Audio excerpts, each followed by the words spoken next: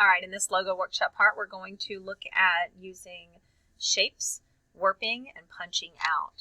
So I have a trace bit map of a little cat here, and I have a rectangle that I just drew with the rectangle tool that's just pink.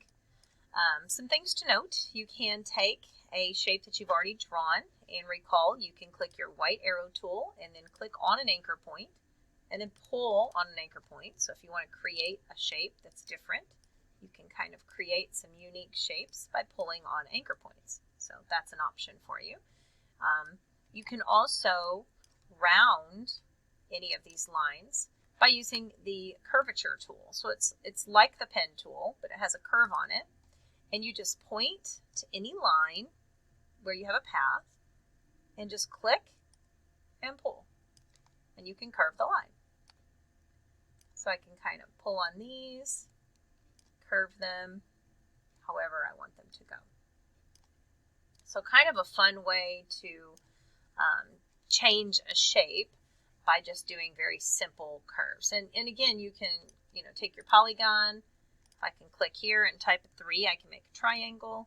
So there's my triangle. And then I can take my curvature tool and I can pull in if I wanted to here, see, to create kind of a little big top sort of thing. All right, and then of course I could take, if I wanted to punch, I would put this in front, arrange bring to front.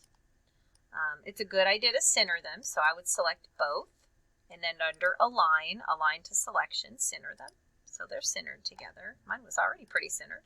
And then you can punch that out by selecting both at the same time. I like to use the Shapebuilder. With the Shapebuilder, if I were to drag across, it would absorb the whole thing. If I hold down Alt and click minus, it punches it out. There we go. So then I've got that punched in there. So we take my rectangle one more time, draw this, kind of show you again one more time. I can take my curvature tool, point here, pull this in, point here, pull this in, kind of get that sort of a look. If I've got a cat shape or whatever, go ahead and punch it out. If I want to punch out words, so I'm going to put Fun Park, because those are my words for my thing.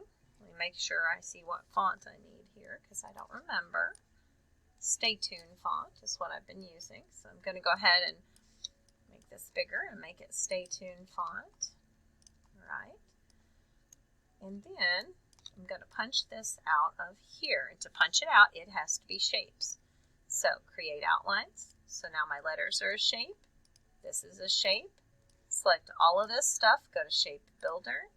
And then you're just going to Alt and click on the paths that you want to punch out. Alt, oops, undo, and click on those paths that you want to punch out. You may have to zoom up. I'm not really zoomed in very well, so it's kind of hard to see. Here we go.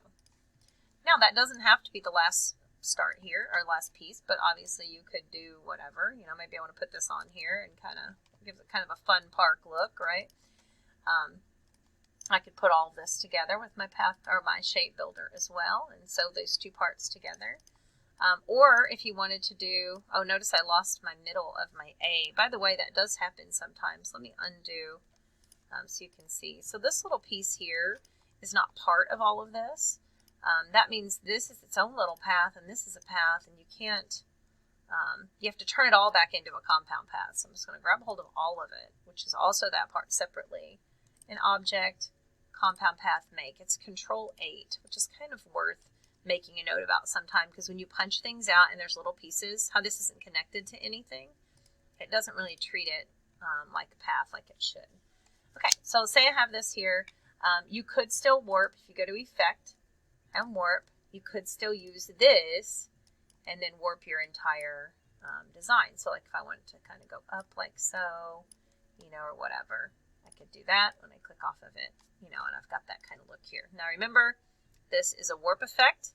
It'll say over here, Effect Warp in the appearance.